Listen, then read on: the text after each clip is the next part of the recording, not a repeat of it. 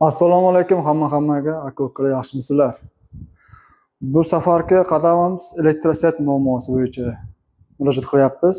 Bir necha yildan beri muammo ustida muammo hal bo'lmayapti. Bu adresimiz Samarqand viloyati Pastdarg'om tumani Baxshbo'y mahallasiga keldik. Istalba avariya holatda simlar osilyapti. Bu ariza topshirganmiz bu masala bo'yicha, lekin natija bo'lmayapti. Hozir elektrosvetni mushlar olga boramiz. Hamma jarayonni ko'rsatamiz sizlarga.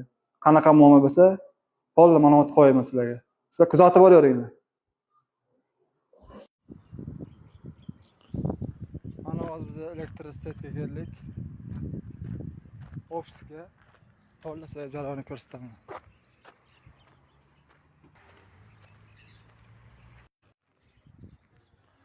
Biz keldik, hozir vaqt direktor chiqib ketgan ekan.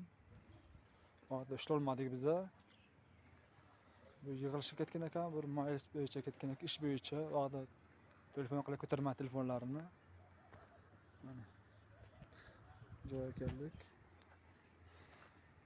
Boshqa xodimlar bor, lekin boshqa direktor o'zini ishlolmadik. Jarayonni kuzatasizlar.